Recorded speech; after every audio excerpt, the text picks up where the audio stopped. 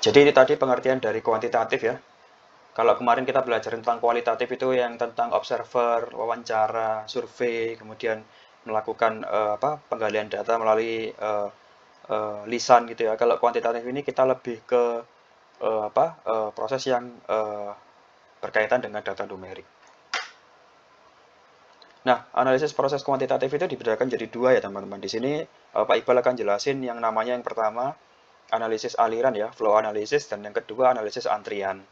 Oke, yang pertama itu analisis aliran atau flow analysis.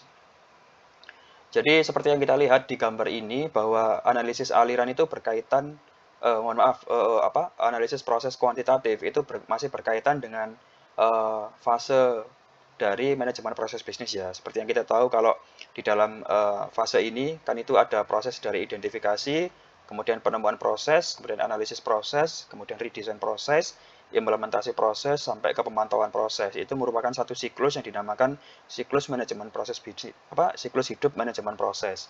Nah, seperti yang kita tahu kalau kita udah punya model proses yang namanya as is ya. Jadi awalnya seperti apa, kemudian inputnya seperti ini, kemudian outputnya adalah gambaran tentang kelemahan dan dampaknya ya. Kemudian dari gambaran tentang kelemahan dan dampaknya kita mendapatkan output berupa proses model to be ya, atau yang akan kita implementasi. Nah, dari ini proses model itu lebih bisa executable atau bisa dieksekusi. Nah, gambaran sesuai dengan kinerja gitu ya. Oke, berbicara mengenai analisis aliran ya atau flow analysis itu sekumpulan teknik yang memungkinkan kita memperkirakan kinerja keseluruhan dari suatu proses mengingat beberapa pengetahuan tentang kinerja aktivitasnya.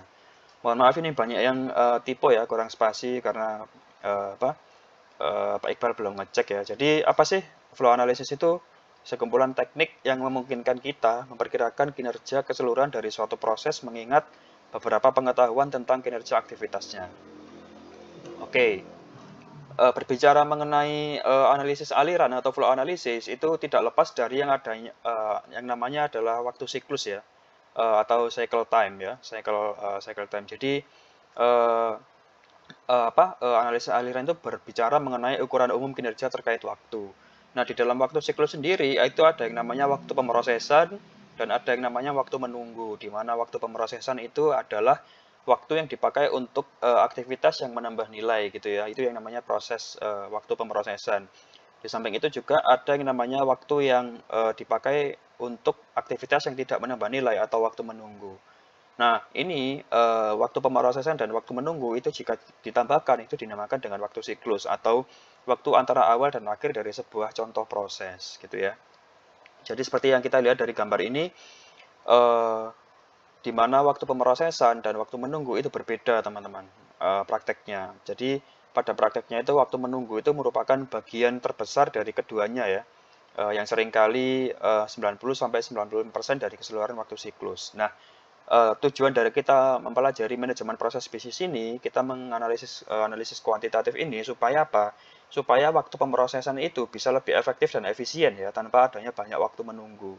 Terkadang itu banyak pekerja atau banyak employee itu yang melakukan banyak sekali wasting time ya, waktu pemborosan gitu ya, di mana setelah dia mengerjakan pekerjaan yang ini, itu dia tidak mengerjakan pekerjaan yang lain gitu ya. Dan artinya apa ya, di dalam siklus tadi, di dalam alur tadi itu adanya waktu menunggu gitu ya. Nah, ini benar teman-teman, pada prakteknya waktu menunggu itu merupakan bagian terbesar ya, yang seringkali 90-90% dari keseluruhan waktu siklus. Di mana biasanya waktu pemrosesan itu hanya 5 menit, tapi 90 menitnya itu waktu penunggu, seperti itu ya. Ini seringkali ditemukan di dalam pabrik gitu ya, atau di industri-industri di mana biasanya menggunakan pekerja di dalam proses bisnisnya.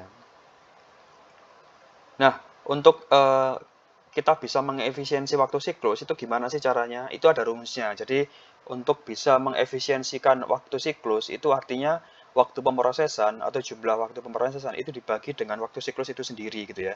Jadi jumlah waktu pemrosesan dibagi dengan jumlah waktu siklus itu adalah efisiensi waktu siklus gitu ya. Ini ada rumusnya. Oke. Nah, teruntuk ini ya, bagaimana cara kita untuk mengetahui waktu siklus itu sendiri? Nah, ini ada juga rumusnya, teman-teman. Oke, dari alur ini kita bisa tahu ya, ini adalah analisis aliran dari waktu siklus. dari proses permohonan diterima ya. Ini adalah salah satu contoh saya ambil dari proses penawaran kredit ya. Jadi mulai dari pertama proses permohonan diterima sampai proses permohonan diproses ya. Itu ada beberapa waktu gitu ya. Jadi yang pertama ini ada proses yang namanya periksa kelengkapan ya.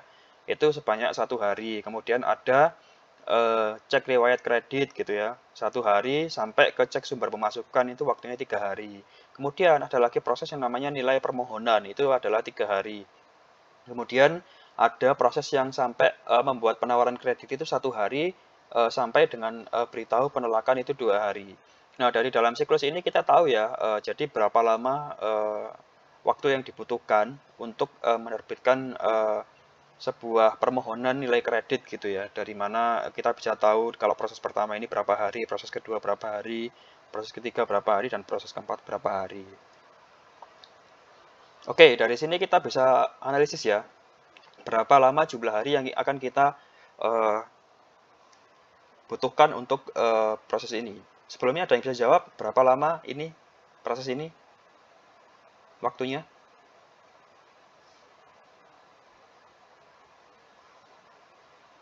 Halo? 9 hari, Pak. Oke, 9 hari. Dari mana, Chris? 9 hari. Oke, terus?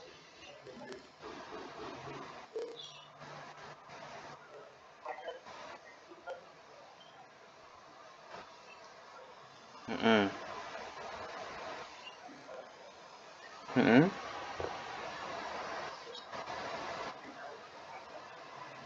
Mm-mm. Oke, ini kalau dijumlahkan semua berarti 9 hari gitu ya. Ini kan proses pertama 1 hari. Oke, untuk yang proses kedua berapa hari? Oke, 1 sampai 3 hari ya. Untuk yang kedua, yang ketiga 3 hari, yang keempat berapa hari ini? 1 sampai 2 hari. Oke, berarti jawabannya adalah jadi ini ya. Ini tadi kan lanjutan dari tadi. Jadi berapa waktu total dari siklus ini? Oke. Jadi total dari siklus ini adalah benar kata Mas Kris ya. Jadi kita bisa jumlahkan semua waktu dari siklus ini, di mana yang pertama ini 1 hari, kemudian yang proses kedua ini adalah 1 sampai 3 hari. Kita ambil waktu yang paling lama gitu ya, estimasi waktu yang paling lama, berarti 3 gitu ya. Kemudian nilai permohonan adalah 3 hari. Kemudian untuk yang proses keempat itu buat penawaran kredit atau beritahu penolakan adalah 2 hari. Jadi 1 ditambah 3 ditambah 3 ditambah 2, berarti jawabannya adalah 9. Oke.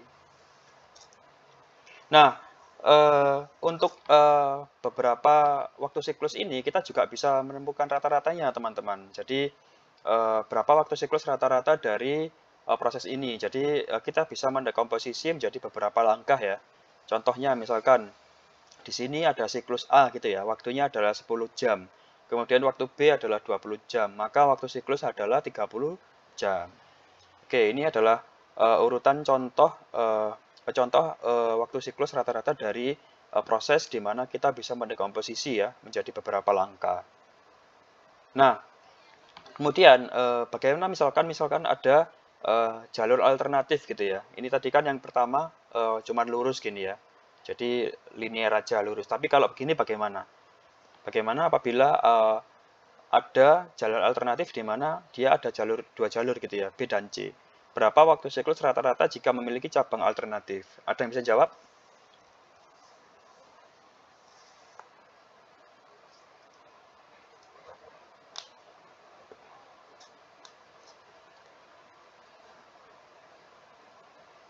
Oke, diam ya.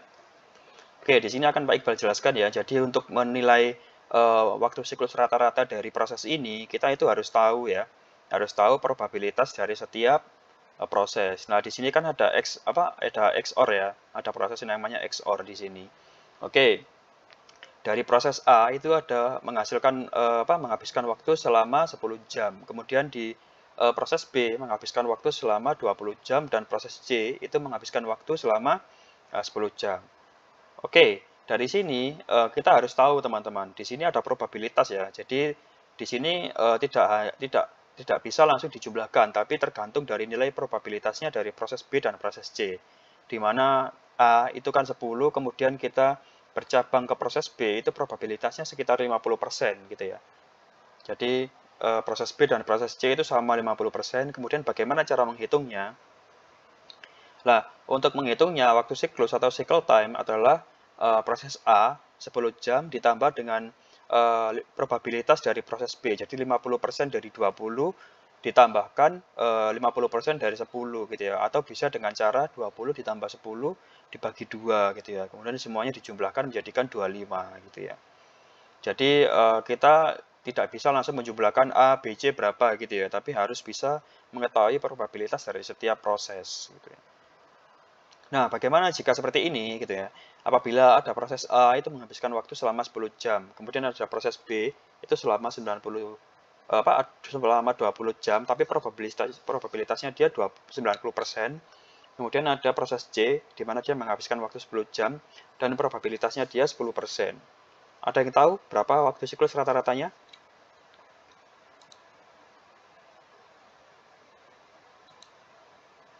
Halo?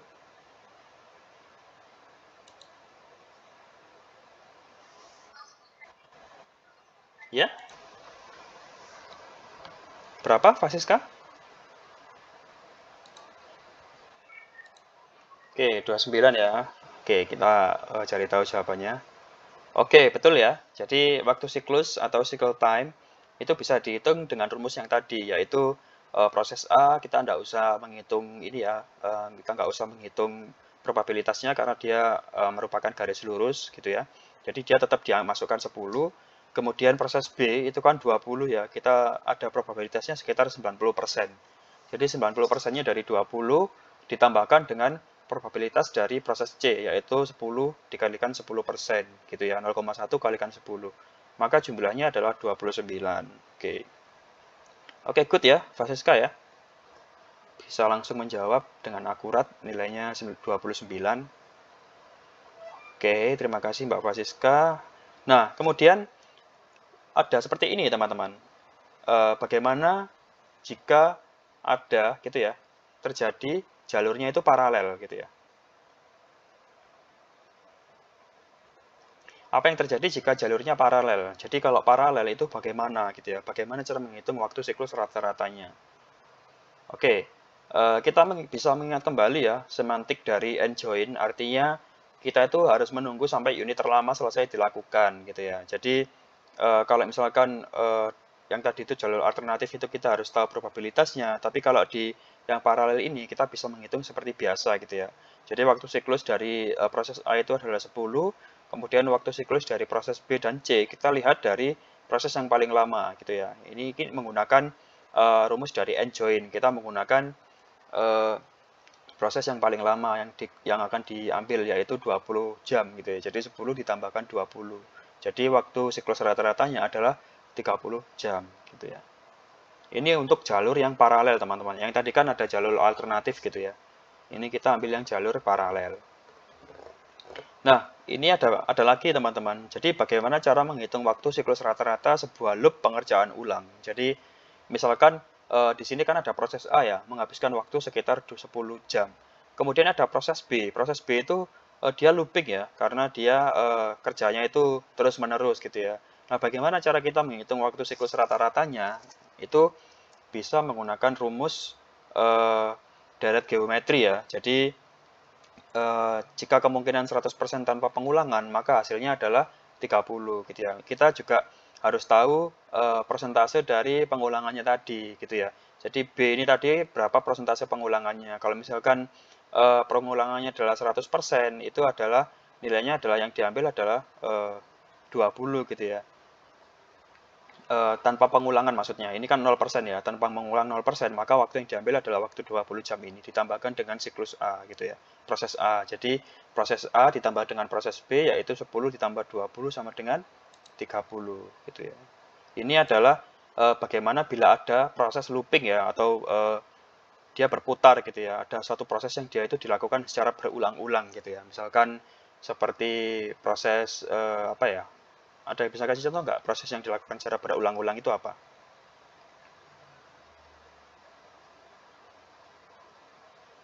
seperti proses pembersihan ini ya, pembersihan bahan baku gitu ya. Itu misalkan ada yang dilakukan secara berkali-kali gitu ya, atau berulang-ulang. Jadi pembersihan 1 dia belum bersih, jadi memerlukan pembersihan 2, pembersihan 3 sampai berkali-kali sampai dia bersih. Itu seperti itu juga bisa. Nah, di sini kita bisa menggunakan deret geometri, teman-teman. Jika kemungkinan 100% tanpa pengulangan, maka hasilnya adalah 30. Jadi misalkan di sini tidak ada pengulangan ya. Ini kan ke bawah ini mengulang ya. Ini deretnya kan mengulang gini. Lah, mengulang gini ya. Apabila di sini pengulangannya itu 0%, artinya kan dia waktunya kan 20 jam ya. Tapi kalau misalkan di sini ada pengulangan selama 50%, berarti kalau kita tinggal kalikan dengan 20 jam ini gitu ya. Jadi 20 kalikan 50% ditambahkan dengan 10. Jadi nanti ketemunya berapa. Itu adalah waktu siklus dari rata-rata waktu siklus rata-rata dari looping ya. Jadi pekerjaan yang membutuhkan waktu berulang. Nah, seperti ini ya contohnya. Jadi berapa waktu siklus rata-rata dari proses ini? Apabila ada 99% kemungkinan untuk mengulang, maka rumus menghitungnya itu kita mengambil unit waktu B ya, waktu B dibagi dengan persentase tidak melakukan kembali gitu ya. Artinya apa? Jadi 20 ini dikalikan dengan dibagi dengan 1% ini gitu ya. Yang atas ini tidak melakukan pengulangan, yang bawah ini mengulang gitu ya. Jadi waktu siklusnya adalah 10 ditambahkan dengan 20 dibagi 0,01 ya. 1% itu kan 0,01. 0,01 ini dari mana, Pak? Karena dia adalah unit yang persentase tidak mengulang. Jadi di sini tadi kan tidak mengulangnya 100% gitu ya. Maka jadi hasilnya adalah 100% itu kan 1 gitu ya. Jadi 10 kali 20 ditambah 20 kali 1 gitu ya, hasilnya 30. Tapi kalau di sini itu adalah 10 ditambahkan 20, 20-nya ini dibagikan dengan 1%. Kenapa? Karena 1% ini adalah persentase tidak mengulang kembali, ya, tidak melakukan kembali. Dan di bawahnya ini 99% itu adalah looping gitu ya. Jadi yang kita analisa di sini adalah angkanya adalah angka di mana nilai dari proses A 10 ditambah dengan nilai dari proses B yaitu 20 dibagi 0,01. Jadi nilainya adalah 2010. Seperti ini ya, teman-teman ya. Dari sini ada pertanyaan? Mungkin ada yang bingung? Silakan ditanyakan.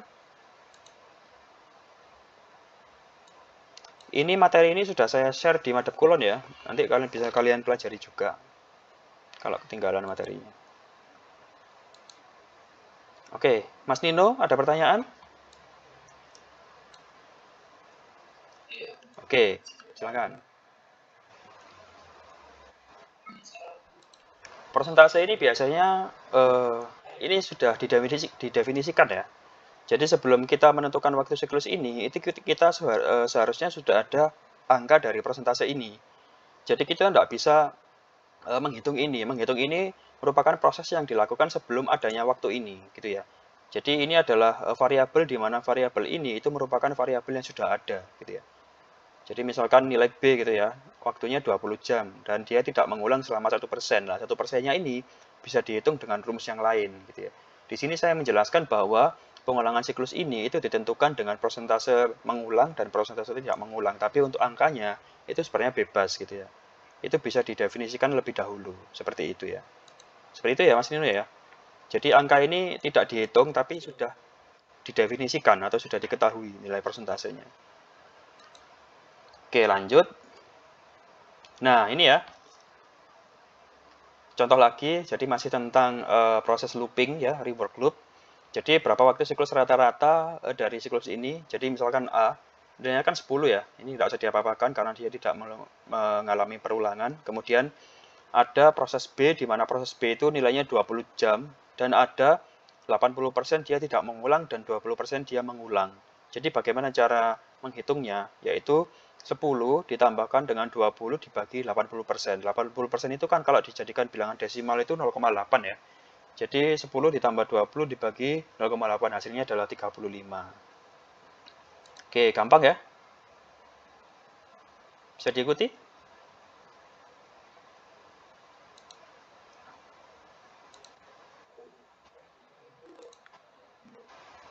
Iya. Iya, kalau siklusnya itu siklus looping ya, rework loop, maka yang dijadikan pembagi itu adalah yang atas, yang tidak mengulang gitu ya. Jadi yang tidak mengulang ini adalah waktu yang tetap gitu ya. waktu yang pasti gitu loh. Tapi kalau mengulang ini kan berapa kalinya dia tidak pasti. Maka dijadikan waktu sebagai waktu yang pasti gitu ya. Jadi 10 ditambah 20 dibagi dengan 80% gitu ya. Ini rumus untuk menghitung waktu siklus ya. Buku yang ada di dalam kontra itu dibaca ya teman-teman ya. Bukunya siapa itu? Kemarin itu yang sudah diupload sama Bu Sinaring. Nah, itu saya mengambil materi dari situ ya. Tentang analisis aliran dan analisis antrian itu saya mengambil dari bukunya Mendley kalau nggak salah. Itu ada di situ semua. Oke, lanjut ya. Ini adalah reward loop. Kemudian, nah ini rumusnya ya. Rumus dari analisis ini ya. Jadi yang pertama itu kan urutan ya. Urutan itu kan kita tinggal menambahkan ya. Waktu siklusnya CT ini adalah cycle time ya. Cycle time ini tinggal menambahkan jadi T1, T2 sampai Tn gitu ya. Karena dia rumusnya tinggal lurus saja gitu ya. Alurnya tinggal lurus. Tapi bagaimana jika ada XOR split, XOR join yang block gitu ya. XOR split dan XOR join block itu bagaimana gitu ya. Nah, ini menggunakan rumus seperti ini teman-teman. Jadi cycle time-nya itu probabilitas 1 dikalikan dengan time 1 ditambah dengan probabilitas 2 dikalikan dengan waktu 2 sampai probabilitas n dikalikan dengan time n gitu ya. Jadi di sini itu sudah ada waktu probabilitasnya, berapa persen dikalikan dengan time-nya berapa, kemudian digabungkan menjadi 1, ditambahkan. Ini berlaku untuk XOR split dan XOR join. Lah bagaimana dengan n block gitu ya. Ini kan XOR, ini kan n gitu ya. Kalau n itu kan bentuknya plus ya. Kalau XOR itu kan x ya, x. Kemudian kalau n itu plus. Jadi mengingat kembali pelajaran yang sebelum UTS apa itu XOR, apa itu n ya. Kalau n itu cara menghitungnya itu menggunakan rumus seperti ini ya. Cycle time itu maksimal dari time 1, time 2 dikalikan time n. Jadi waktu maksimal dari time 1 kemudian time 2, kemudian sampai ke time n gitu ya. Itu dikalikan gitu ya. Oke. Oke, sebentar ya.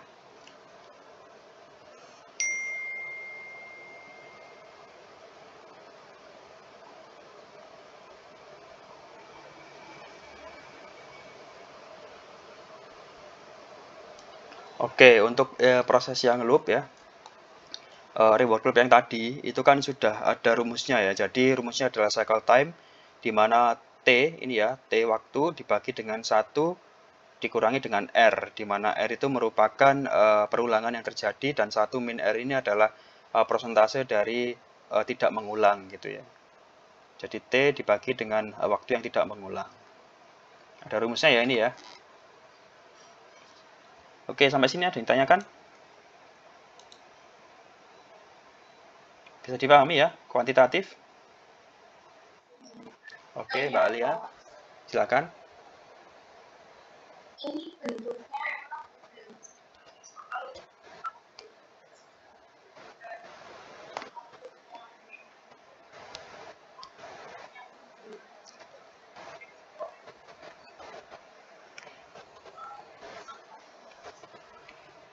Oke, jadi analoginya gini ya Mbak Alia ya. Terima kasih atas pertanyaannya. Jadi dalam setiap proses itu kan kita tidak bisa memprediksi ya mana yang menggunakan XOR, mana yang menggunakan AND, mana yang loop gitu ya, mana yang urutannya itu urutan yang statis gitu ya. Maksudnya urutan yang tidak berubah-ubah gitu. Lah, di dalam metode analisis proses kuantitatif ini adalah salah satu cara di mana kita itu bisa mendekomposisi proses menjadi beberapa proses kecil gitu ya. Tapi apabila ada proses di mana proses tadi itu tidak pasti gitu ya. Jadi dia itu XOR tapi kalau langsung ke AND itu tidak bisa dihitung gitu ya. Jadi ini masih pertemuan ke sini sih, masih materi yang ke belakang gini ya. Nah, ini ya.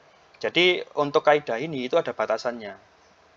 Batasan satu itu analisis aliran itu mengasumsikan kita bahwa membagi proses ke bagian yang lebih kecil dan menggunakan formulasi sebelumnya gitu ya.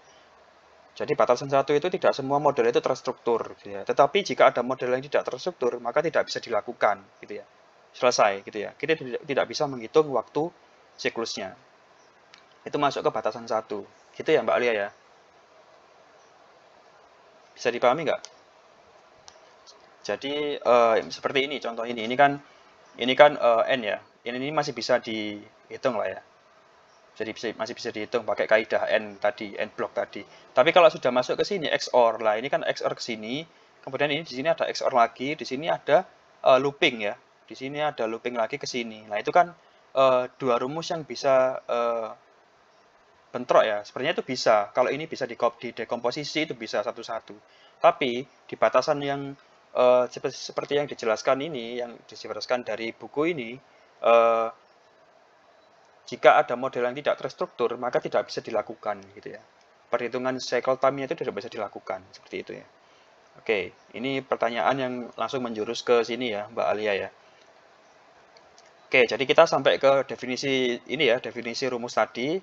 Oke, setelah itu kita bisa menganalisis aliran dari waktu siklus ini. Yang pertama, yang gambar atas ini kan kita tahu ya, dari ini kan ada yang namanya looping ya, periksa kelengkapan gitu ya. Jadi proses pertama adalah periksa kelengkapan, di mana ada probabilitas dia tidak melakukan looping itu 80% dan dia melakukan looping itu 20%, dan ini dilakukan selama 1 hari.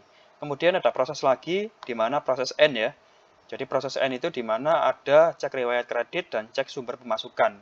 Di mana cek riwayat kredit itu 1 hari dan cek sumber pemasukan itu 3 hari.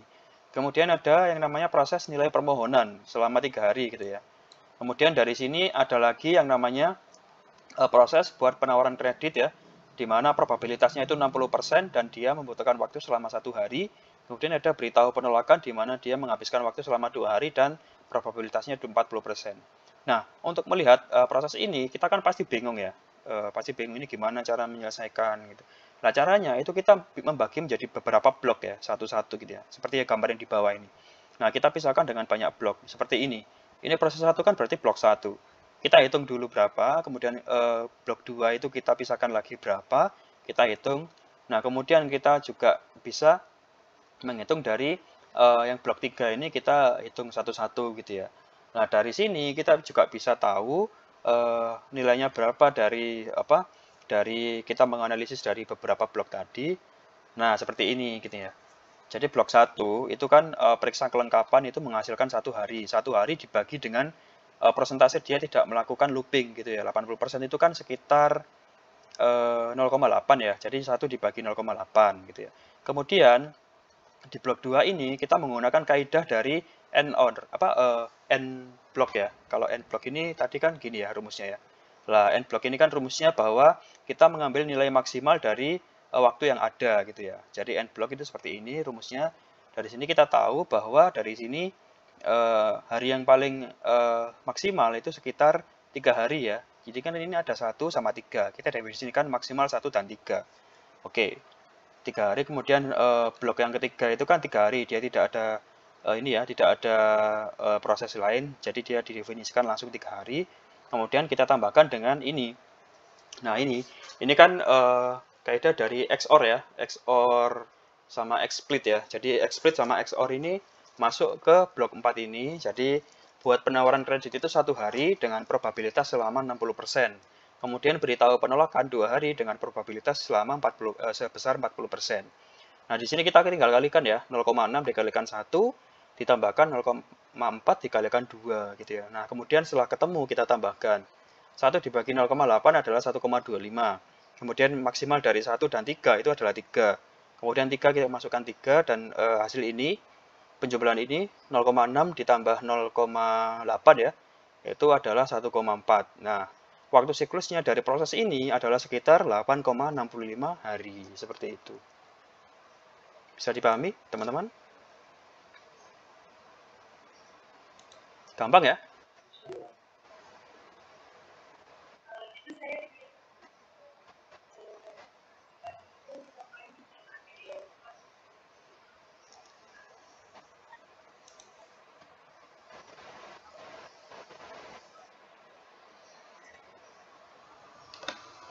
Oke, terima kasih Ibu Sinaring. Gimana teman-teman? Bisa dipahami kan ya? Jadi cara pertama itu bagaimana kita menghitung kuantitas dari waktu dari siklus atau siklus time itu adalah kita bisa mendekomposisi proses ya. Proses 1, proses 2, proses 3. Nah, setelah itu kita menggunakan kaidah dari rumus tadi gitu ya. Oh, ini ternyata tidak pakai rumus gitu ya. Jadi tinggal masukkan yang pertama. Yang kedua, oh ini ternyata pakai rumus dari loop ya, menggunakan ini. Kemudian rumus dari apa? XOR split dan XOR join, oh menggunakan ini. Oh, ini ternyata menggunakan N block gitu ya. Seperti itu. Jadi setelah itu kita bisa tahu bagaimana cara menghitung siklus dari sebuah aliran gitu ya. Oke, ini adalah perhitungan secara ini ya, waktu siklus dengan penghitungan dengan rumus. Nah, pertanyaannya bagaimana cara kita menghitung efisiensi gitu ya dari proses ini. Nah, apabila di dalam sebuah perusahaan ini dia itu menginginkan saya pengen efisien, Pak, gitu ya. Pak, Bu, saya pengen proses ini itu terlalu lama. Bagaimana ya menghitung proses ini menjadi dia itu bisa lebih efisien gitu ya. Nah, caranya adalah ini teman-teman. Jadi kita bedakan di sini ya. Kita mengambil waktu, di mana waktu tadi itu merupakan waktu terendah dari setiap proses gitu ya. Kita tidak usah membagi bloknya lagi, jadi bloknya sudah ada, tapi prosesnya, waktu pemrosesan itu kita sederhanakan menjadi waktu yang lebih kecil gitu ya. Jadi rumusnya sudah ada, dekomposisi bloknya sudah ada, tapi kita menggunakan variabel gitu ya, angka yang lebih kecil gitu ya. Contohnya blok yang pertama. Jadi yang pertama tadi kan 1 hari ya, 1 hari. Ini periksa kelengkapan ini membutuhkan waktu selama 1 hari. Nah, di dalam prakteknya kita gunakan asumsi bahwa periksa kelengkapan itu bisa menjadi lebih cepat gitu ya, dari 1 hari atau sekitar 2 jam gitu ya. Nah, ini kan 2 jam. Jadi yang awalnya adalah 1 hari itu kita bisa mengasumsikan bahwa oh periksa kelengkapan ini seharusnya nggak butuh 1 hari, tapi kita bisa menggunakan selama 2 jam gitu ya. Kita bisa menggunakan kaidah asumsi ya. Nah di sini juga kita juga bisa menggunakan analisis proses kualitatif teman-teman. Sebenarnya, misalkan gini, periksa kelengkapan ternyata di dalam prakteknya, di dalam lapangan itu tidak membutuhkan waktu selama 1 hari gitu ya. Itu kata siapa? Oh kata para ahli gitu ya. Kata para ini ternyata periksa kelengkapan itu hanya butuh waktu sekitar 2 jam gitu ya. Kita bisa memerlukan waktu selama 2 jam. Nah, kemudian untuk yang blok kedua itu kita bisa menggunakan waktu selama 0,5 jam dan sampai 3 jam gitu ya. Jadi cek lewat kredit itu cek lewat kredit itu cuma butuh waktu setengah jam kok gitu.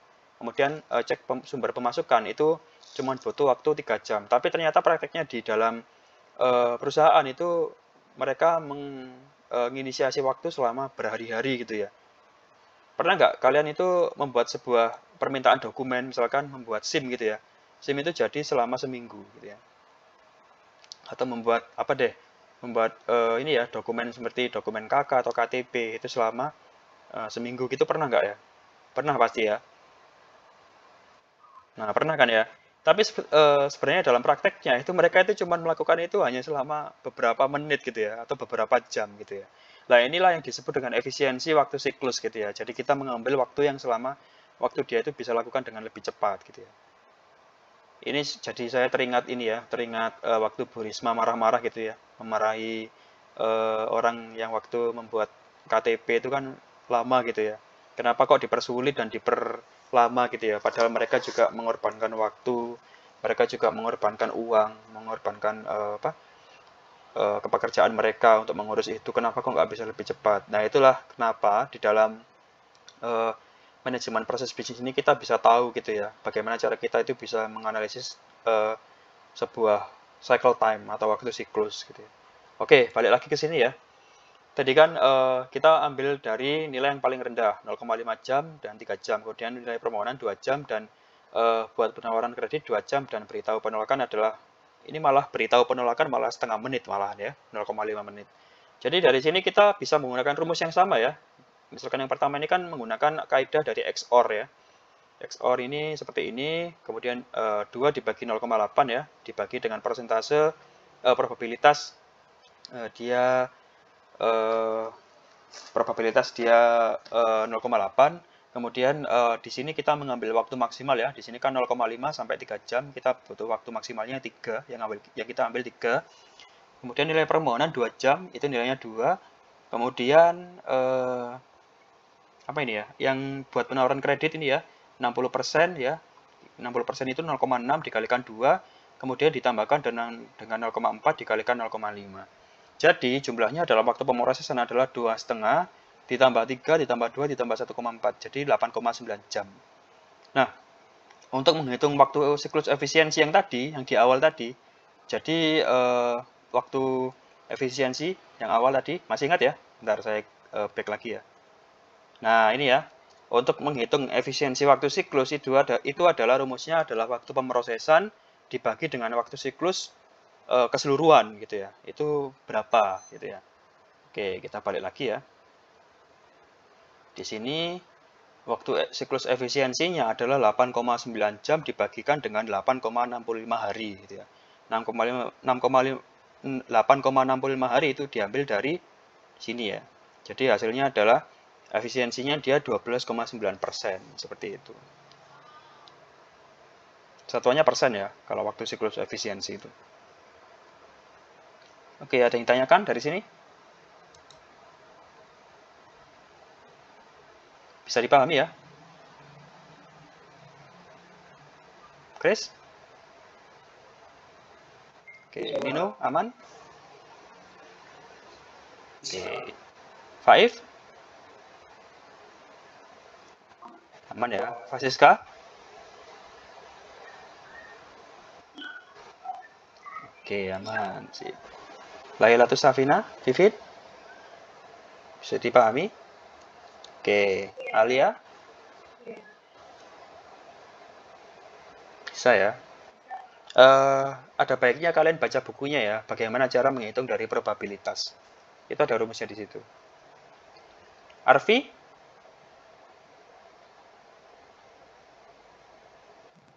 Gimana? Oke, kenapa? Max.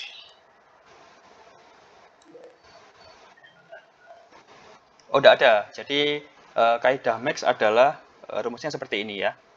Jadi, ini Max itu berkaitan dengan N blok ya. Jadi, blok N itu adalah plus simbolnya. Jadi, rumusnya adalah cycle time. Rumusnya adalah kita harus tahu nilai maksimal dari nilai waktu siklus tadi. Jadi, misalkan T1 maksimalnya berapa, nilainya berapa, kemudian T2 nilainya berapa, sampai Tn berapa, kita ambil dari nilai yang paling tinggi gitu ya. Misalkan di sini kan max-nya kan di sini ada 0,5 dan sampai 3 jam. Jadi yang kita ambil adalah yang 3 jam tadi ini. Itu ya. Itu sudah rumusnya seperti itu ya, Mas Arfi ya. Untuk menghitung waktu siklus.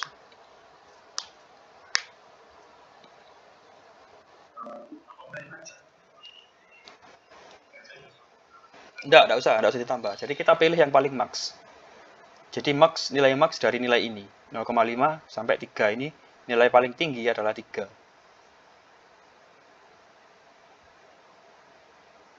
Gitu ya, Mas Arfi. Oh, 2,5. Ini 2 dibagi 0,8. Jadi 2,5 ini dari sini, 2 dibagi 0,8 ditambahkan 3, ditambahkan 2, ditambahkan 1,4. Hasilnya adalah 8,9. Itu ya, sama seperti yang ini ya. Nah, 1 dibagi 0,8 gitu ya. Atau bingungin 2,5 gini deh, 2 dibagi 0,8 ya. 0,8 itu kan 1 per 25 gitu ya. 1 per 25 gitu ya. 1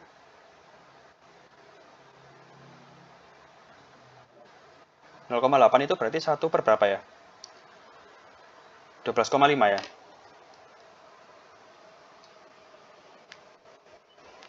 Ngitung bolehan rek. Lali aku.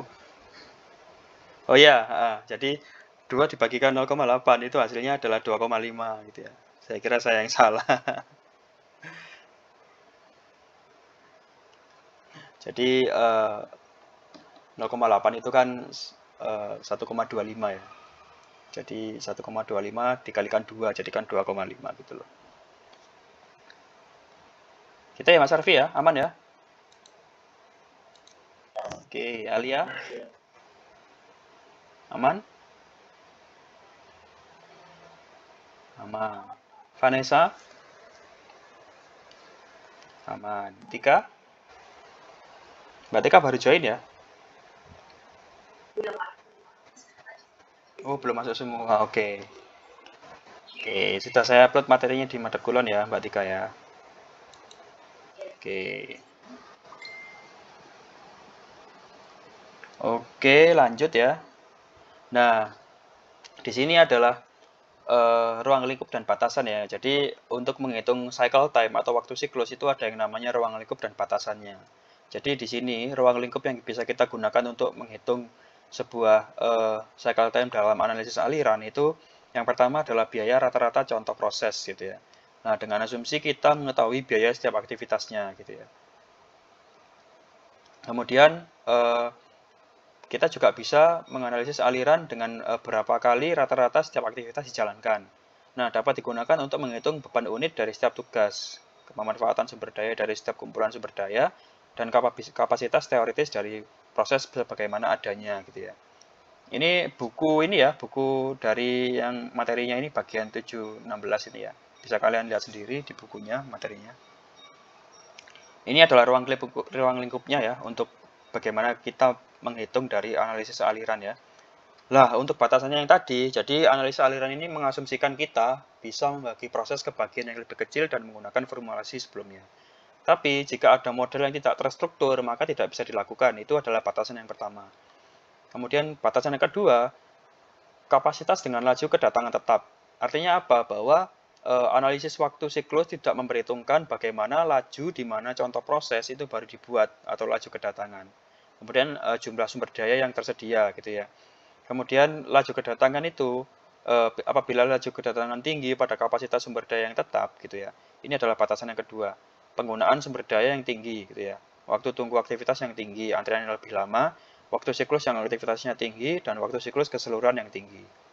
Oke, Pak Iqbal jelaskan lagi ya. Jadi batasan kedua ini kapasitas dengan laju kedatangan tetap itu gimana sih maksudnya? Jadi yang pertama itu analisis aliran ini tidak bisa digunakan apabila analisis waktu siklusnya itu tidak memperhitungkan lajunya gitu ya. Lajunya di mana contoh proses baru dibuat atau laju kedatangan. Kemudian jumlah sumber daya yang tersedia gitu ya. Kemudian laju kedatangan ini sifatnya itu tinggi gitu ya. Dia itu laju kedatangannya itu tinggi banget gitu ya pada kapasitas sumber daya yang tetap gitu ya. Jadi ketika kedatangannya tinggi tapi sumber daya yang tetap, dia itu tidak bisa dihitung gitu ya. Nah, penggunaan sumber daya yang tinggi, waktu tunggu aktivitas yang tinggi, waktu siklus aktivitas tinggi, dan waktu siklus keseluruhan yang tinggi itu tidak bisa digunakan menggunakan merupakan batasan dari cycle time ini, rumus cycle time ini. Kemudian semakin lambat Anda, maka semakin lama orang harus menunggu gitu ya, dan sebaliknya seperti itu. Jadi cycle time ini tidak bisa digunakan bahwa apabila pekerjaannya itu lambat gitu ya. Jadi waktunya itu tidak pasti. Jadi dia itu kerja secara malas-malasan gitu ya. Semakin lambat kita itu bekerja, maka semakin lama orang itu harus menunggu seperti itu ya. Dan sebaliknya, apabila kita itu bekerjanya semakin cepat, maka semakin cepat pula orang itu waktu tunggunya seperti itu. Oke, jadi laju kedatangan itu kan berkaitan dengan proses ini ya, stokastik atau keacakan ya. Jadi kita kan nggak bisa memprediksi kalau misalkan di dalam sebuah restoran itu ada kedatangannya itu sepi, rame, atau rame sekali, atau sepi sekali. Nah, laju kedatangan ini berkaitan dengan proses stokastik atau keacakan ya. Stokastik itu lawannya deterministik ya. Kalau stokastik itu ngacak gitu ya, tidak pasti. Nah, untuk memahami dampaknya, kita perlu memahami utilisasi sumber daya atau pemanfaatan sumber daya seperti ini. Jadi ada rumusnya teman-teman. Jadi waktu yang dihabiskan per sumber daya untuk pekerjaan proses itu dibagi dengan waktu yang tersedia per sumber daya untuk pekerjaan proses. Jadi waktu yang dihabiskan dibagi dengan waktu yang tersedia, itulah yang dinamakan dengan utilisasi sumber daya atau pemanfaatan sumber daya gitu ya. Jadi utilisasi sumber daya itu sekitar 60% gitu ya. Diambil maka rata-ratanya itu 40% sumber daya yang tersedia menganggur pada waktu yang dialokasikan gitu ya. Jadi pemanfaatan sumber daya itu biasanya 60% gitu ya. Dan rata-rata itu 40%-nya itu sumber daya itu nganggur gitu ya, nggak melakukan apa-apa pada waktu yang dialokasikan gitu ya. Contohnya misalkan di dalam sebuah pabrik ya, itu yang produktif itu ada sekitar 60% gitu ya. Dan 40%-nya itu biasanya menganggur gitu ya. Atau biasanya dia tidak produktif seperti itu. Nah, tugas kita itu bagaimana caranya kita itu bisa mengutilisasi sumber daya gitu ya. Kita bisa memanfaatkan secara maksimal sumber daya yang kita miliki. Itu gimana caranya? Jadi di sini menarik ya. Di sini ada dua anak panah ya. Utilisasi sumber daya itu berbanding terbalik dengan waktu menunggu.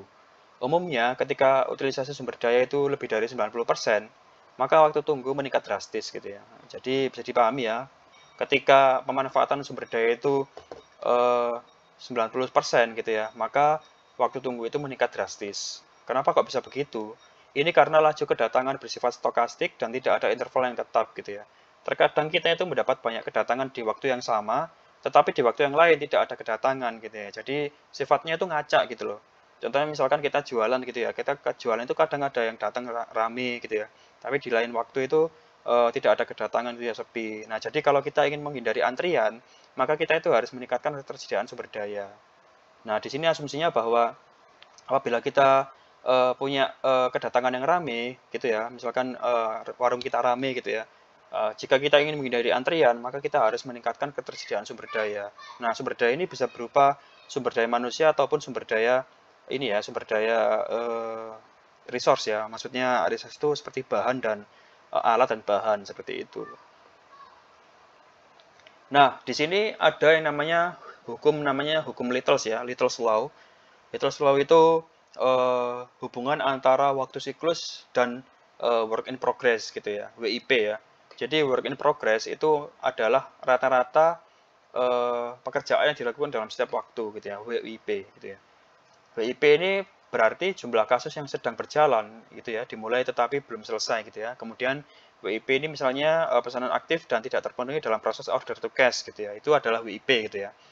Pernah kan kalian check out Shopee gitu ya. Nah, itu adalah pesanan aktif tapi dia tidak terpenuhi dalam proses order to cash gitu ya. Check out tapi tidak dibayar gitu ya. Masukkan keranjang tapi belum di check out. Nah, seperti itu misalkan. Itu adalah WIP gitu ya, work in process gitu ya. Kemudian WIP adalah salah satu bentuk dari pemborosan gitu ya. Seperti yang di bukunya ini ya, 7+1 sumber pemborosan gitu ya. Itu adalah WIP. Nah, kemudian ada yang namanya Little's Law ya, Little's Law formula. Itu jadi menghitungnya menggunakan rumus apa? Jadi WIP itu adalah work in progress itu menghitungnya adalah lambda dikalikan dari cycle time atau CT ya. Jadi lambda itu laju kedatangan atau jumlah kasus baru per satuan waktu gitu ya. Dikalikan dengan waktu siklus. Oke, mari kita lihat. Ini adalah salah satu contoh studi kasus ya. Jadi sebuah restoran cepat saji itu menerima rata-rata 1.200 pelanggan per hari. Antara pukul 10 sampai pukul 10 malam ya, 22. Nah, selama waktu sibuk itu antara jam 12 ya sampai jam 15, biasanya kan jam makan siang, dan jam 18 sampai jam 21, biasanya kan malam-malam itu banyak yang ke restoran ya. Restoran ini menerima total sekitar 900 pelanggan ya, dan 90 pelanggan dapat ditemukan di restoran selama rata-rata pada waktu tertentu. Nah, pada saat-saat bukan jam sibuk, restoran tadi itu menerima total 300 pelanggan ya, dan 30 pelanggan dapat ditemukan di restoran rata-rata pada waktu tertentu. Nah, ini pertanyaan yang pertama, berapa waktu rata-rata yang dihabiskan pelanggan di restoran selama waktu sibuk ya? Jadi selama waktu sibuk itu adalah WIP ya. Jadi kita menggunakan rumus tadi, WIP adalah work in progress, caranya adalah lambda dikalikan cycle time gitu ya. Jadi 90 ditemukan di dalam restoran gitu ya. Jadi sama dengan 900 ya. 90 ditemukan dalam restoran ini sekitar 900 ya. Jadi lambda dikalikan cycle time dibagi dengan 90 yang ditemukan di dalam restoran. Jadi 900 dibagikan dengan dibagi dengan 6 jam dikalikan cycle time-nya gitu ya. Ini adalah rumusnya. Kemudian soal yang kedua, berapa waktu rata-rata yang dihabiskan pelanggan di restoran selama bukan jam sibuk gitu ya. Berapa waktu rata-rata yang dihabiskan pelanggan di restoran selama bukan jam sibuk. Ini juga menggunakan rumus dari WIP gitu ya. Jadi tinggal mengulangi aja gitu ya. Jadi ini kan waktu sibuknya berapa. Jadi kalau selama bukan jam sibuk tinggal mengurangi aja gitu ya. Kemudian yang ketiga, restoran tersebut berencana meluncurkan kampanye pemasaran untuk menarik lebih banyak pelanggan gitu ya. Namun kapasitas restoran terbatas dan menjadi terlalu penuh selama jam sibuk. Kemudian apa yang dapat dilakukan restoran itu tadi untuk mengatasi masalah ini tanpa berinvestasi dalam memperluas bangunannya gitu ya. Jadi misalkan gini, restoran tadi itu menarik pelanggan gitu ya, meluncurkan kampanye, dia itu melakukan promo pemasaran habis-habisan gitu ya, digital marketingnya dikuatkan untuk menarik lebih banyak pelanggan. Namun kapasitas restoran tadi terbatas gitu ya. Maksudnya kapasitas itu misalkan tempat duduknya gitu ya, bangunannya tadi terbatas kecil gitu ya, dan menjadi terlalu penuh selama jam sibuk. Kemudian apa yang dapat dilakukan restoran untuk mengatasi masalah ini tanpa harus dia berinvestasi dalam memperluas bangunannya. Jadi caranya gini teman-teman. Jadi WIP tetap, work in progress tetap, tetapi lambda dan CT-nya yang diubah gitu ya. Lambda itu apa sih? Lambda di sini adalah eh, lambda yang di sini adalah tetapi CT-nya yang diubah gitu ya. Misalkan CT ini adalah cycle time. Jadi misalkan eh, di dalam restoran tadi itu waktu makannya itu dibatasi gitu ya. Misalkan di dalam waktu makan di dalam di tempat atau dine-in itu dibatasi selama dikurangi selama 50%. Nah, itu adalah salah satu cara bagaimana cara kita itu menyikapi hal ini gitu ya. Tapi WIP-nya tetap ya, yang dirubah adalah cycle time-nya. Kemudian cycle time dari pelayanan apa? Pelayanan makanannya gitu ya. Itu tidak usah menunggu terlalu lama, jadi bisa dipercepat gitu ya. Kemudian pelayanan pengantaran makanan itu dicepat-cepat. Itu adalah salah satu cara bagaimana kita menyiasati masalah ini tanpa harus kita itu memperluas bangunan gitu ya, atau membuat bangunan itu lebih luas gitu ya. Maksudnya segitu aja, tapi kita itu dari SDM-nya yang kita cycle time-nya juga yang kita rubah gitu seperti itu. Bisa dipahami nggak?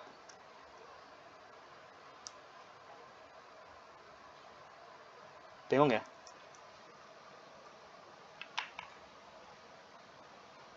Halo?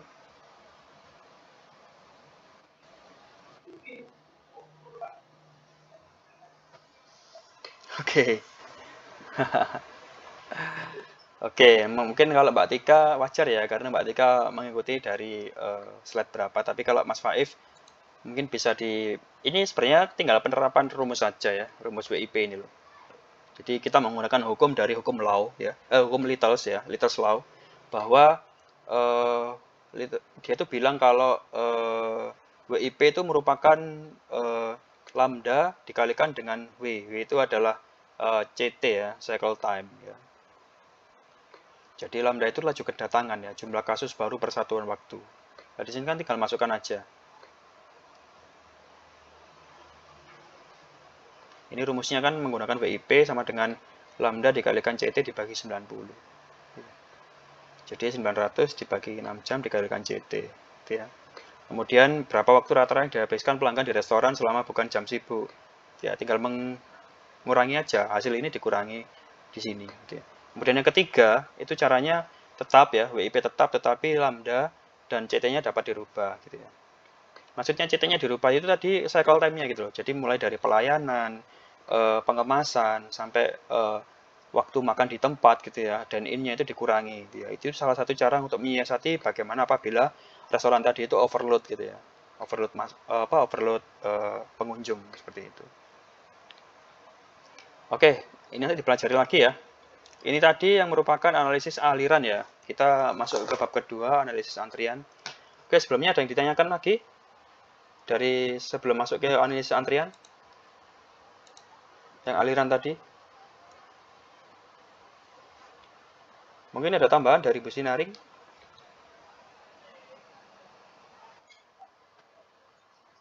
Oke, siap. Nambahin tugas ya. Silakan, silakan.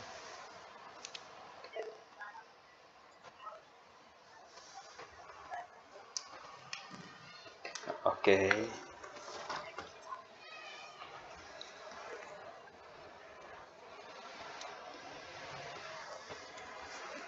Mm-mm. Siap. Oke, terima kasih Bu Sinaring. Jadi Bu Sinaring bawa kabar bahagia ya. Ngasih tugas ya. Oke. Oke, kita masuk ke analisis antrian ya. Jadi analisis antrian ini namanya juga antrian ya. Memberikan informasi probabilitas yang dinamakan operation karakteristik ya, yang dapat membantu pengambilan keputusan dalam merancang fasilitas pelayanan antrian untuk mengatasi permintaan pelayanan yang fluktuatif gitu ya. Jadi untuk mengatasi permintaan pelayanan yang fluktuatif secara random dan menjaga keseimbangan antara biaya pelayanan dan biaya menunggu. Itu ada yang dinamakan dengan analisis antrian. Oke, jadi analisis antrian ini kan ada di latar belakangi karena masalah kapasitas umum terjadi dan pendorong utama desain ulang proses ya. Dimana kita bisa bayangin nggak sih, dimana analisis antrian ini tentang kapasitas umum ya. Contohnya misalkan di dalam sebuah mall gitu ya. Pernah nggak bayangin mall itu jadi penuh banget gitu ya. Jadi penuh banget itu gimana gitu ya. Bagaimana kita melakukan mitigasinya itu bagaimana gitu ya. Bagaimana apabila misalkan di dalam sebuah parkiran motor di dalam kampus itu bagaimana apabila terjadi kapasitasnya itu penuh. Nah, itu mitigasinya gimana? Itu perlu kita buat ya. Itu namanya analisis antrian. Jadi masalah itu kan timbul di dalam mata yang melihat ya. Jadi yang melihat masalah itu apa dan siapa itu biasanya mereka itu protes dan melakukan sebuah komplain. Nah, di situ adanya analisa antrian itu kan bermula dari situ gitu ya. Dan menjadi pendorong utama menjadi pendorong utama desain ulang proses gitu ya. Jadi manfaat dari analisis antrian ini ada karena memang untuk kita itu bisa redesign proses gitu ya. Kita itu perlu menyeimbangkan biaya peningkatan kapasitas dengan keuntungan peningkatan produktivitas dan layanan ya. Kemudian analisis antrian dan waktu tunggu itu sangat penting dalam sistem jasa, di mana biaya menunggu atau kehilangan penjualan yang besar karena menunggu gitu ya. Banyak kan di mana orang itu menunggu terus gitu ya, sampai orang itu berspekulasi bahwa daripada saya mengambil di sini mending saya ngambil di sana gitu ya, karena dia itu bosan menunggu gitu ya. Menunggu itu merupakan hal yang tidak menyenangkan ya teman-teman, apalagi kalau kita itu punya sebuah ambisi gitu ya. Misalkan customer itu punya ambisi pengen segera datang barangnya, tapi di situ itu dia harus menunggu lah. Dia kan pasti berspekulasi kalau wah daripada aku ngambil di sini mending ngambil di toko sebelah. Nah, itu jangan sampai di situ gitu ya.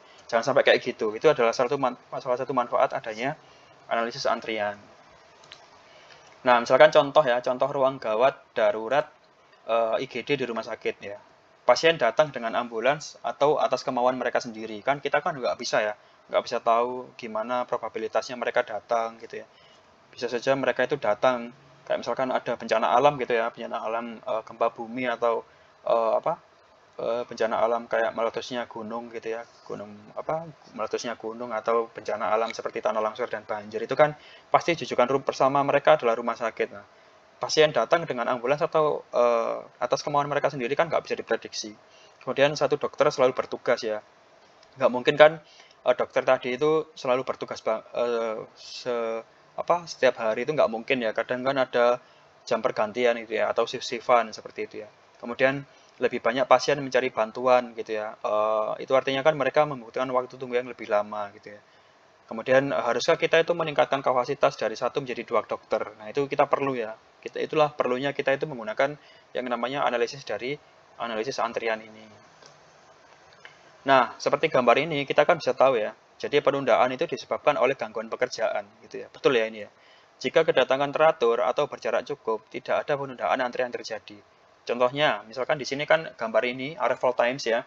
Ini kan ada yang warna merah, ada yang warna biru, ada yang warna hijau, ada yang warna kuning ya. Di sini kan nggak ada bentrokan ya. Jadi mereka itu datang gitu ya.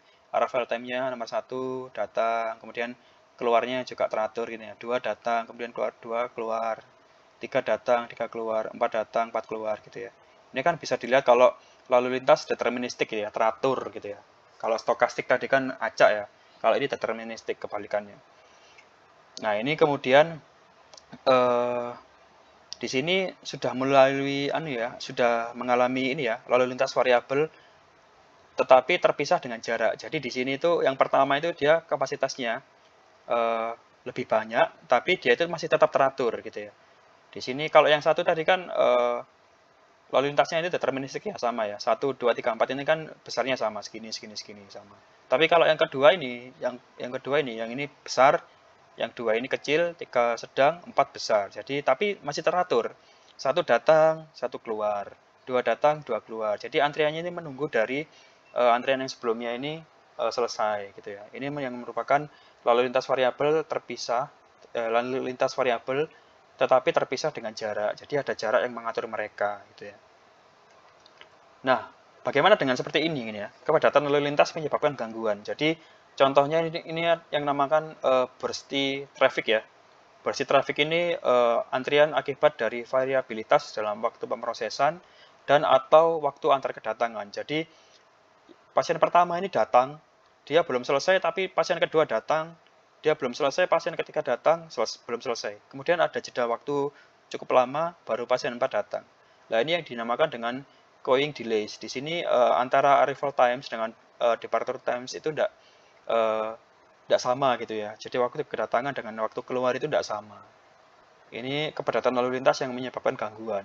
Nah, bagaimana sih cara mengatasi seperti ini gitu ya? Nah, ini ya, utilitas tinggi itu memperparah gangguan. Jadi probabilitas antrian meningkat seiring bertambahnya beban ya. Jadi seiring adanya beban yang semakin banyak itu probabilitas antrian itu meningkat ya. Contohnya misalkan di UGD ya. Dokter 1 belum selesai, ada lagi pasien 2. Pasien 1 belum selesai, ada lagi pasien 3. Pasien 2 belum selesai, ada lagi pasien 4, 5, 6 dan seterusnya dan seterusnya. Nah, pemanfaatan mendekati 100% itu tidak dapat berlangsung seterusnya ya. Jadi waktu antrian itu terlalu lama. Contohnya seperti ini. Ini kan yang merah itu kan datangnya segini, keluarnya segini. Tapi sebelum merah selesai itu sudah ada orange yang masuk ya. Nah, sebelum orange selesai juga itu ada biru yang masuk. Kemudian ada hijau yang masuk. Nah, di sini kan utilitas tinggi gitu loh. Jadi kepadatannya tinggi itu memperparah gangguan gitu ya. Jadi pemanfaatan mendekati 100% itu tidak dapat berlangsung seterusnya gitu ya. Jadi membutuhkan waktu antrian yang terlalu lama. Nah, cara mengatasinya itu menggunakan yang namanya proses Poisson ya. Proses Poisson ini di dalam bukunya yang saya baca, yang materi yang sudah disampaikan oleh buku yang di-share oleh Bu Sinar tadi, itu dia itu menjelaskan bahwa asumsi kedatangan umum dalam banyak model antrian dan simulasi. Jadi waktu antara kedatangan independen itu terdistribusi identik dengan dan eksponensial. Jadi cara menghitungnya itu P ya. P itu adalah kedatangan kurang dari T, kurang dari time itu sama dengan 1 dikurangi eksponensial pangkat delta T, lambda T ya. Jadi distribusi ini berlaku ketika kedatangan berikutnya, yaitu pembuatan kasus berikutnya, tidak bergantung kepada beberapa lama kedatangan sebelumnya terjadi. Artinya, distribusi ini, proses Poisson ini berlaku ketika kedatangan berikutnya, itu tidak bergantung dengan kedatangan yang pada sebelumnya. Jadi situsnya itu kayak deterministik gitu loh, kayak satu selesai, habis itu dua selesai, habis itu tiga selesai, habis itu 4. Jadi mendekomposisi proses menjadikan proses Poisson seperti itu. Dengan kata lain, pembuatan kasus ini tidak bergantung pada pembuatan kasus lain gitu ya. Jadi pembuatan kasus yang satu itu selesai, baru kita buat pembuatan kasus yang kedua. Itu dinamakan dengan proses Poisson. Nah, ini tadi kan eksponensialnya ya. Jadi distribusi eksponensial negatifnya seperti ini. Jadi kalau kita melihat yang warna merah itu ya, lambdanya itu nilainya 0,5 ya. Itu dia akan melandai seperti ini, mendekati garis lurus ya. Tapi kalau kita lihat yang hijau itu nilainya 1 ya, lebih tinggi. Dia menikung curam gini, turunan curam. Kemudian lambdanya 1,5 itu lebih curam lagi. Jadi semakin besar lambda itu menandakan bahwa semakin mungkin kedatangan berikutnya sebentar lagi gitu ya. Terjadi sebentar lagi gitu ya. Jadi ketika lambda ini besar, maka dia itu kedatangannya akan semakin sering gitu ya. Tapi kalau lambdanya ini kecil, 0,5 melandai, ini adalah kedatangan semakin jarang seperti itu. Itu yang dinamakan dengan distribusi eksponensial negatif gitu ya. Nah, ini teori antrian ya, konsep dasarnya seperti ini. Jadi konsep dasar antrian itu adalah konsep dasar servis ya, atau layanan di mana ada yang namanya kedatangan itu ya, namanya itu lambda, kemudian ada yang namanya proses menunggu, kemudian dari proses menunggu tadi itu ada yang namanya dilayani itu ya, ada yang namanya layanan. Nah, karakteristik dasarnya lambda itu adalah rata-rata laju kedatangan ya. Kedatangannya berapa, gitu ya. Rata-rata jumlah kedatangan per satuan waktu. Jadi rata-rata laju kedatangan misalkan rata-ratanya sekitar misalkan 10 kedatangan per 1 jam. Nah, ini adalah rata-rata jumlah kedatangan per satuan waktu. Kemudian mu, ini ya, bentuknya seperti U itu namanya mu. Mu itu adalah rata-rata laju pelayanan, gitu ya. Jadi, rata-rata laju pelayanan itu maksudnya rata-rata jumlah pekerjaan yang dapat ditangani oleh satu pelayan atau satu server per unit waktu, gitu ya. Kemudian C itu adalah jumlah servernya atau jumlah pelayanannya. Nah, jadi kita bisa bedakan ya, kalau lambda ini rata-rata laju kedatangan orang ya, kedatangannya berapa. Kalau C itu adalah jumlah server itu maksudnya jumlah yang melayani ya. Kemudian mu itu adalah rata-rata laju pelayanan gitu ya. Konsep dasarnya seperti ini sebenarnya, konsep dasar antrian itu. Nah, eh, ini ya, ketika diketahui lambdanya, kemudian ketika diketahui lambda, mu, dan c, kita dapat menghitung seperti ini. Laju okupasi atau occupation rate itu adalah bentuknya adalah rho ya. P ini adalah rho. P ya, bukan pi ya, ini rho ya. Rho. Jadi WQ itu adalah rata-rata waktu dalam antrian, average time in queue. Jadi ini adalah WQ ya. Jadi rata-rata waktu dalam antrian ini ya. Kemudian W besar itu adalah rata-rata waktu dalam sistem atau average system in system. Contohnya adalah cycle time ya. Jadi W besar itu seperti ini, W besar. Nah, ini adalah W. Rata-rata yang dilakukan rata-rata waktu dalam sistem itu. Ini adalah jumlahnya. Jadi LQ itu adalah rata-rata jumlah pelanggan dalam antrian atau average number in queue, length of queue. Jadi LQ itu rata-rata jumlah pelanggan dalam antrian. Kalau WQ tadi kan rata-rata waktu dalam antrian, tapi kalau LQ adalah rata-rata jumlah pelanggan. Jadi di dalam sini ya, di dalam biru sini, garis-garis biru ini ada rata-rata waktu dan rata-rata jumlah pelanggan di sini. Kemudian L besar, ini ya, L besar ini sama kayak W ya. Jadi rata-rata jumlah pelanggan di dalam sistem. Jadi kalau WQ dan LQ ini adalah rata-rata waktu dan rata-rata jumlah pelanggan, tapi kalau W besar dan L itu adalah rata-rata waktu keseluruhan dalam sistem ya, dalam sistem, dan L itu adalah rata-rata jumlah pelanggan di dalam sistem. Seperti itu. Ini adalah teori antrian dari konsep dasarnya teori antrian itu seperti ini, gitu ya. Lah C ini adalah pelayan, mu itu adalah rata-rata laju pelayanan, gitu ya. Nah, rumusnya seperti ini teman-teman. Jadi ini adalah rumusnya ya, rumus untuk menghitung namanya MM1QQ ya, apa ya bacanya QU. Jadi kita itu bisa menggunakan rumus antrian ini menggunakan asumsi bahwa waktu antar kedatangan dan waktu pemrosesan itu mengikuti sebuah distribusi eksponensial negatif ya. Artinya negatif, artinya dia teori yang digunakan ini itu mengikuti sebuah distribusi eksponensial negatif gitu ya. Seperti yang Pak Iqbal bilang tadi, lambda semakin besar maka dia semakin curam gitu ya. Kalau lambda semakin kecil maka dia akan semakin melandai. Dengan satu server atau C-nya itu satu dan FIFO. FIFO itu apa? First in, first out ya. Jadi yang satu keluar, yang satu masuk, yang satu keluar. Rumusnya itu ini adalah antriannya atau rho adalah capacity demand dibagi dengan available capacity atau lambda dibagi dengan mu gitu ya. Nah, untuk work in progress WIP gitu ya. WIP ini berkaitan dengan cycle time tadi. L-nya itu adalah rho dibagi dengan 1 dikurangi rho atau W sama dengan L dibagi dengan lambda sama dengan 1 dibagi mu dikurangi dari lambda. Kemudian untuk waiting time atau proses menunggunya itu adalah length of queue. Jadi jarak waktu tunggunya itu adalah LQ sama dengan rho kuadrat dibagi dengan 1 min rho sama dengan L min rho, atau WQ-nya adalah LQ dibagi dengan lambda sama dengan lambda dibagi dengan mu dikalikan mu dikurangi dengan lambda.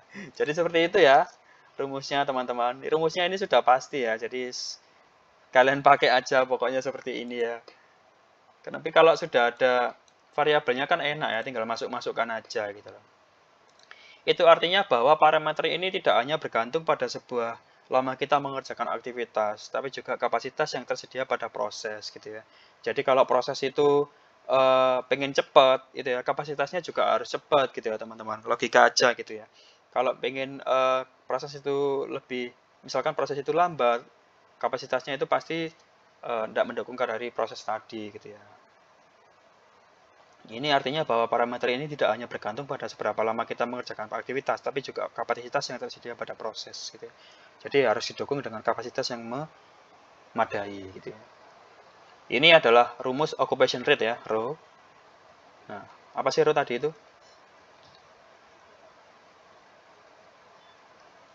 Nah, ini ya.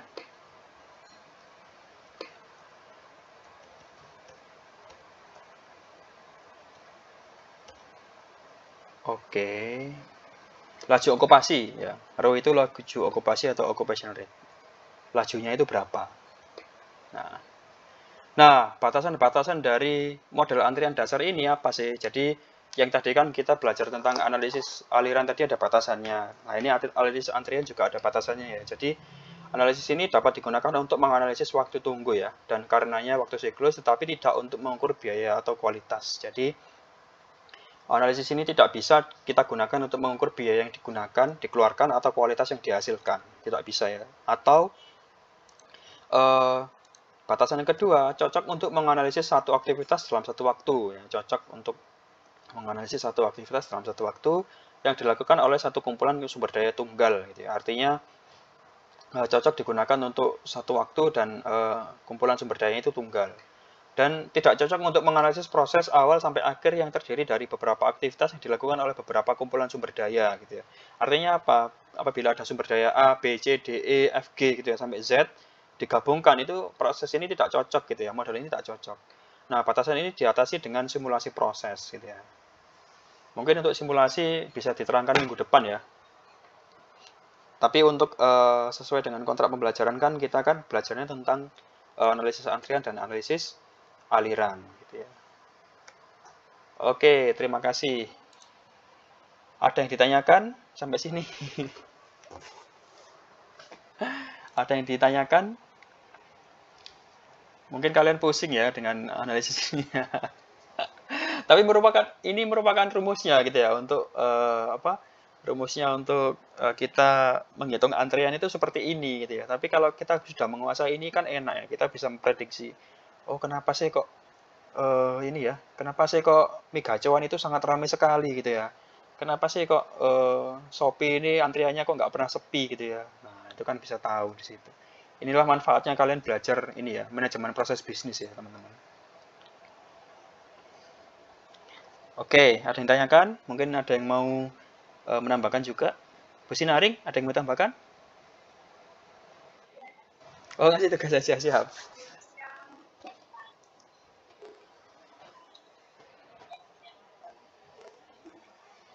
Efisiensi waktu siklus, oke. Sudah kalau nggak salah, Bu. Ini ya, nah efisiensi waktu siklus. Rumusnya adalah waktu pemrosesan dibagi dengan waktu siklus semuanya. Oke, silakan Bu Sinar.